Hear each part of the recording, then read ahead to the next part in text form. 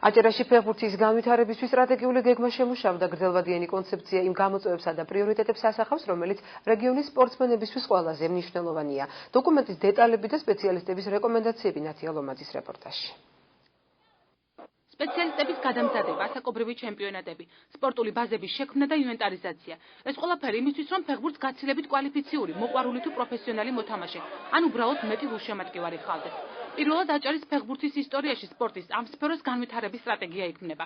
საშუალოვადიანი პროგრამა რეგიონში პროფესიული და მასობრივი ფეხბურთის პოპულარიზაციას მოიცავს. პროგრამაში დეტალურად არის გაწერილი სხვადასხვა პროგრამები და პროექტები, რომელიც უნდა განხორციელდეს, ეს იქნება ფეხბურთი ბაღებში, ფეხბურთი სკოლებში, ფეხბურთი უმაღლეს სასწავლებლებში, სხვადასხვა მასობრივი მიმართულებები, ფუტზალი, საფლეჟო ფეხბურთი, ქალთა ფეხბურთი, ასევე მნიშვნელოვანი საკითხი აქვს დათმობილი მსაჯთა გადამზადებას და მათ დასაქმებას, სხვადასხვა ასაკობრივ ჩემპიონატებში მნიშვნელოვანი საკითხი აქვს აჭარის ნაკრები გუნდების შექმნას და მათ საერთაშორისო ტურნირებში მონაწილეობას. პროგრამის ავტორების პროგნოზით სამოქმედო გეგმის განხორციელების შემთხვევაში მომდევნო 5 წელიწადში რეგიონში სპორტული რეალობა შეიცვლება. ცვლილებებს ელიან სპორტსმენებიც. 10 წელია რომ მასიურობა მიკრო ფეხბურთის განვითარება არავის არ ეცალა. ინფრასტრუქტურა განადგურებული იყო, ბავშვები უბურთოდ გაიზარდა უმეტესწილად.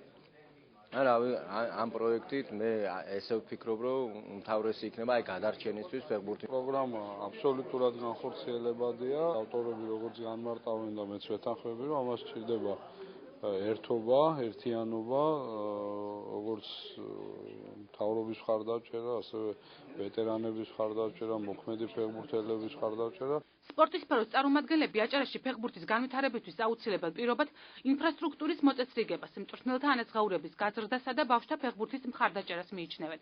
ყველა ეს მიმართულება სამოქმედო გეგმაში დეტალურადაა გაწერილი. ავტორები იდეის განხორციელებას აჭარის მთავრობის ფინანსური მხარდაჭერით გეგმავენ.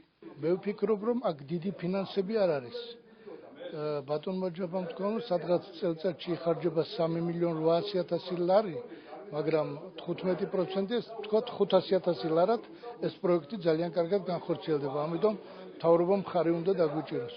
პრიორიტეტი რა თქმა უნდა არის ინფრასტრუქტურა, ინფრასტრუქტურის გარეშე ვერ მოხდება ვერცერთი სახეობის განვითარება და ეს არის ერთგვარი მთავარი ამოცანა და ვფიქრობ, ის გეგმა რომელიც იწერება კონკრეტული სახეობის განვითარებასა და სახელმწიფო მზაობა არის, რომ ამ კუთხით მოხდეს ხელშეწყობა, თავისთავად იქ არის გათვალისწინებული ინფრასტრუქტურის შექმნას და ამ კუთხით ჩვენ რეგიონმაც უნდა ვიმუშაოთ. აჭარაში ფეხბურთის განვითარების პროგრამაზე 6 თვის განმავლობაში მუშაობდნენ.